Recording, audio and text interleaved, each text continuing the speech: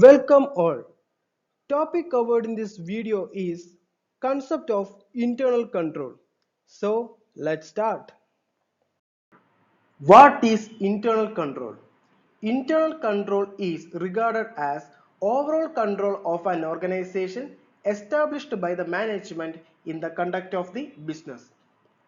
Overall control includes inventory management control, quality control, strategic control, operational control, financial control, and so on. So what is inventory management control? Inventory management control means managing of inventory levels of company's warehouse. So what is quality control? Quality control means a process through which a business seeks to ensure that product quality is maintained or improved. Strategic control. Strategic control is focused on achievement of future goals. What is the need of operational control system? Operational control system guarantees that actions carried out in day-to-day operation are carried out in accordance with set plans. So, what is the need of financial control? Financial controls are the procedures and policies in which an organization monitors and controls the allocation and usage of its financial resources. Objectives of internal control.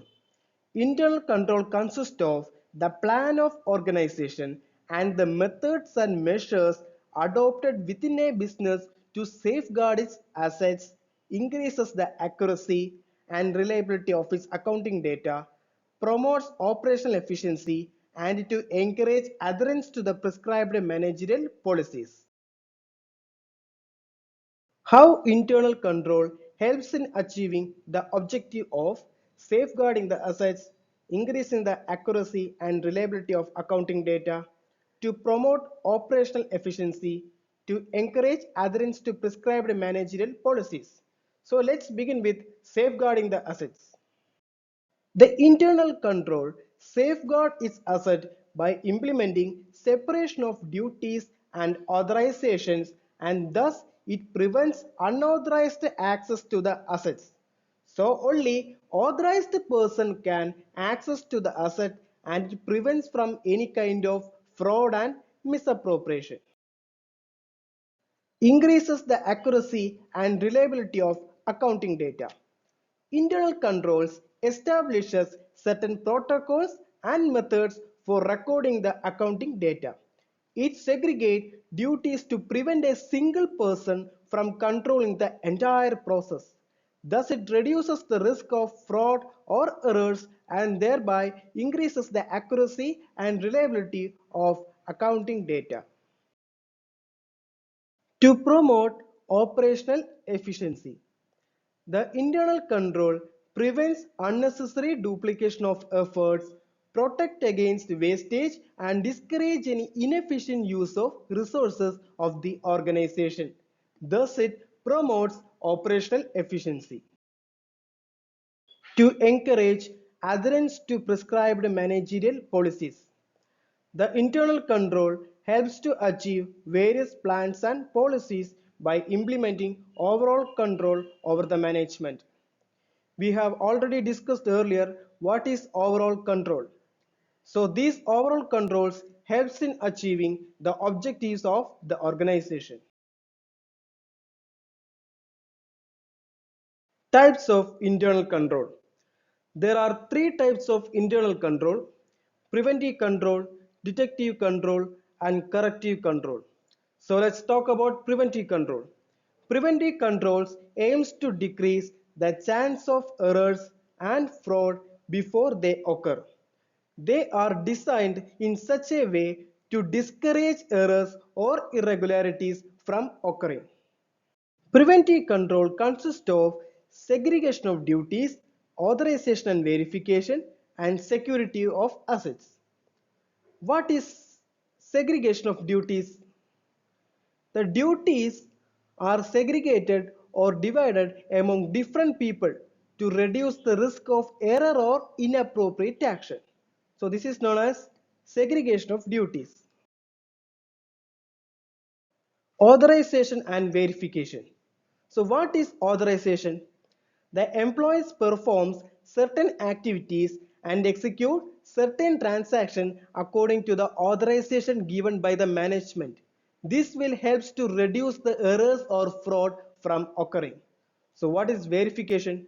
The supervisor appointed by the management has to verify the transaction executed by the employees conforms to the established policies and procedure of the organization.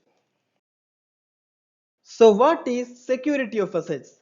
Access to equipment, inventories, cash and other assets are restricted. Only person who is authorized can access to such assets.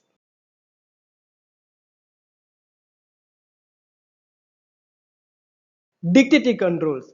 Dictative controls are designed to find errors or irregularities after they have occurred. Examples of dictative controls are reviews of performance, reconciliations, and physical inventories. So let's talk about review of performance. In review of performance, the management compares information about current performance to budgets and forecasts to measure the extent to which goals and objectives are being achieved. Reconciliation. Reconciliation means an employee compares different sets of data to one another, identify the differences, and take corrective actions when necessary. Physical inventories.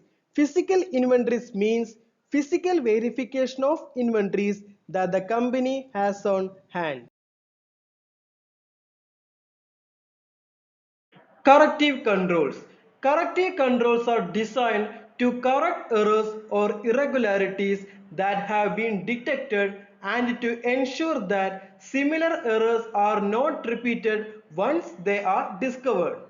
Examples of corrective controls are reporting errors, training employees, positive discipline, continuous improvement. Reporting errors. In reporting errors, there must be proper policies and procedures for reporting the errors and irregularities so that they can be corrected. Training employees. It means that the employees need to be given a proper training on new policies and procedures developed as a part of corrective actions. Positive discipline. The management and employees need to follow a positive discipline to prevent employees from making future errors. And next, continuous improvement. In order to adopt the latest operational technique, continuous improvement is necessary.